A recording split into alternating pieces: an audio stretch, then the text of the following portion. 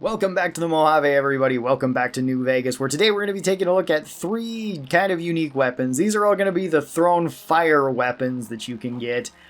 And I didn't really know where to put these, so I decided to group all of them together. In this video, we're going to be going over the firebomb that you find in Zion, in the Honest Hearts DLC, the incendiary grenade, which is in the base game, but some people, at least last time I talked about it, didn't even realize that it existed in the game because it is so dang rare. And the gas bomb, which you can find and make in Dead Money, or just make at any time, so long as you have the Dead Money DLC. So let's go over the stats of each of these. We'll talk about the pros of each of them and the cons of each of them too. So this video is going to be set up a little bit weird compared to some of the other videos that we've done in this series.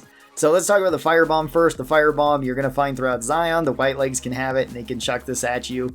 This is a very awkward explosive weapon. This one is kind of like a Molotov, but it doesn't really function like a Molotov, where once you throw it, you would think it would break on the ground. That's not the case. It actually has a fuse to it similar to dynamite. So you can throw it, it can hit the ground, bounce around, and then explode. The explosion radius is also fairly small. This is a fire explosion, which is kind of cool. Firebomb requires 50 explosives to use and 2 strength to wield, so it's not very high in either one of those. Explosive builds are definitely going to be able to use it.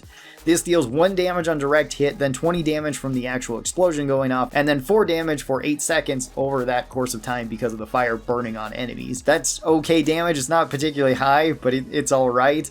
The damage per second is 8 damage, or 8.5 damage, plus that 4 damage per second for 8 seconds, so you can deal more damage per second, and depending on how many enemies you hit, that can be more, although again, this has a small explosion radius, so hitting multiple enemies can be kind of awkward with this and not super reliable.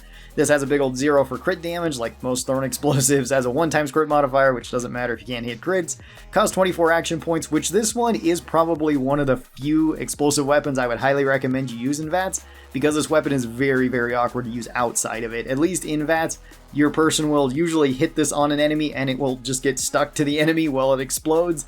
If you're trying to use this otherwise, it's very awkward to use. And the firebombs weigh half a weight like most thrown explosives. Nothing real crazy there. Let's go over the pros and cons to this one immediately, and then we'll talk about the other weapons. So the pros to this are that it is decent in VATS, and that's kind of its only pro, I would say. For the cons, this one is very weird to use. It doesn't feel quite right. It feels the most like dynamite, but dynamite has a bigger explosion radius, so it's easier to use than something like the firebomb. The firebomb is just really, really awkward. It also doesn't have that great a damage or damage per second compared to other explosives, and by the time, unless you're running right to Zion, you can probably get better explosives in just something like frag grenades. They would work better than this, so it's awkward in that regard too. And the last part is, like, outside of VATS, this one is extremely hard to use because there's just not really a great way to use it outside of that. If you have an explosives VATS build, though, then it's kind of taking advantage of that, but I don't know a whole lot of players that are picking that sort of playstyle because most explosives don't want to be used in VATS. So most people aren't going to invest in that if you're going with an explosives build. Maybe if you're going with a VATS build, you just happen to find them, then okay, it can be kind of alright. Let's talk about perks too for these ones. Heave Ho can be kind of useful because it makes it so you can throw these further than you otherwise would for all these explosives. It even seems to affect the gas bomb, which is kind of nice because that is one of the further to throw, like, placed explosives. So that's kind of good. Demo Expert makes so all of these get damage since they all do explosive damage, even though they also do fire damage. Weirdly enough, Pyromaniac kind of works, but it only works for the firebomb. It does not work for the incinerator grenade because it doesn't count as a fire weapon. And it doesn't work for the gas bomb either, even though that one also does fire damage. It just doesn't count as an incinerator weapon, so that's kind of weird. You might want to go with Pyromaniac, you might not want to. I don't think firebombs are a huge selling point to Pyromaniac, but if you just need to use them, then there's something there. Splash damage can be useful because it makes it so you have a bigger explosion radius. This doesn't seem to affect the firebomb. At least it seemed like it didn't. I don't know why. Maybe it's just a visual thing. Maybe it actually does. Or maybe it's just because it has such a small explosion radius that it's hard to tell. I don't know. Splash damage can be useful with the other ones, though.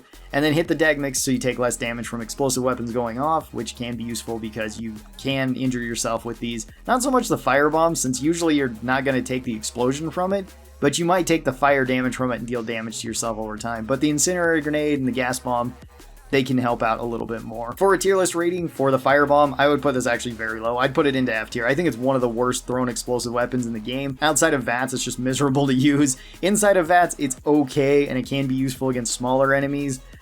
so that's not bad, but it's still very awkward, and I'd rather have something like frag grenades, which aren't super hard to find or super hard to buy. Let's go over to the incendiary grenade next, and we'll run down the list on that one too. So the incendiary grenade is also 50 explosives and 2 strength, same as the firebomb. I would say that this one is better than the firebomb, but same requirements.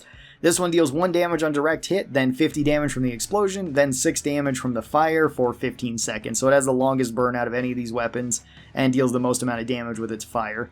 This one is pretty decent for the damage that it deals, and I would say it's kind of on par with something like the frag grenade, although the frag grenade is more initial burst damage than this, where this is damage over time. For damage per second, this one deals 33 damage, plus that 6 damage for 15 seconds, which is fine. DPS on explosive weapons is weird, but at least the incendiary grenade can hit multiple enemies pretty easily. This has a big old 0 for crit damage, 1 times crit modifier, doesn't matter if you can't hit crits. Costs 24 action points to throw in VATS, which is okay, and you might actually want to toss this one in VATS. You probably don't want to toss a whole lot of them, but it's not as dependent on VATS as like the firebomb is. You can just chuck these like regular frag grenades, and these ones also weigh half a weight. The general pros to the incendiary grenades are that they do really high damage and that they have pretty good AoE. They're a pretty decent all-around grenade, as well as the damage over time can be pretty useful against certain enemy types. The only real con to the incendiary grenades is that they're very rare. You just don't find them very often. You can find them in some explosive boxes that can be found around the wasteland, but usually you're finding like 1 to 2 of them. Sometimes vendors will sell them, but they're selling like 1 to 2 of them as well. So you do have to stock up on these if you would like to use them, but they are a really cool grenade if you can get a decent amount of them. For an overall rating for the incendiary grenades, I would put these up into A tier. These are actually a pretty solid grenade and something I would like to have.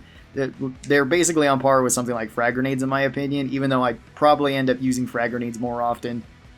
Even if these were more common, frag grenades are still a little bit better in most situations, but the incendiaries are pretty good too. Then last up we have the gas bomb, which the gas bomb is a crafted explosive. You can find these in dead money though. Sometimes the various ghost people will have them and they'll chuck them at you, which can be a little bit scary, but you can make these on a workbench so long as you have 40 explosives.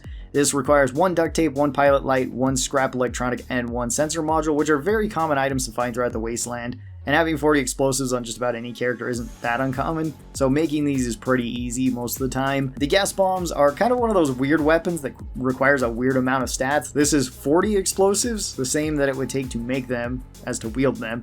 Only requires 1 strength to wield, weirdly enough, even though these are one of the heaviest explosives in the game.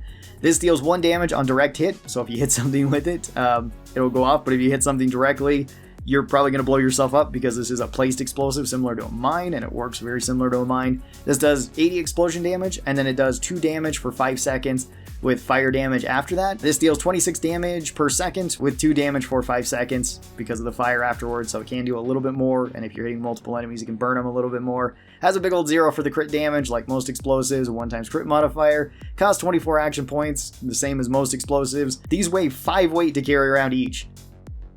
So you can't carry around very many of them. No matter how much strength you have on your character, you can't carry around very many of them because they are going to weigh you down substantially. And that can be pretty annoying. For the pros of the gas bomb, it is decent in the AoE. It's not one of the best, but it's okay. And it has decent damage for a placed explosive. The cons to this, though, are that it's extremely heavy. It's just unwieldy to carry around more than a couple of gas bombs, so you likely don't want to. And it's kind of awkward to use because these are technically placed explosives, so you can set them down like mines, but you do have kind of enough distance to throw these to where you can sort of use them as thrown explosives too. The thrown explosive is iffy because it's really easy to hurt yourself with, but the actual like putting them down as mines can work a little bit better. I don't know, the gas bombs are kind of awkward all the way around. I would say that they're better than the fire bombs, but not by a whole lot. I would put the gas bombs up into D tier. They're really not one of the greatest explosives in the game, but they're okay enough some of the time. It depends. If you have extra parts, then by all means make them. If not, though, just make other explosives. Like tin grenades would work better than this, or powder charges would work better than this. And that'll do it for all the fire explosive weapons, sort of. These ones were kind of awkward, and a lot of them varied, where the firebomb's pretty bad, incendiary grenade's pretty good, gas bomb's awkward, but okay. Tell me your thoughts on any of these weapons. Do you enjoy using them? When do you like using them? Thank you guys so very much for watching this. I hope that you guys enjoyed it, and I'll talk to you guys next time. Till then, stay cool, and bye-bye, everybody!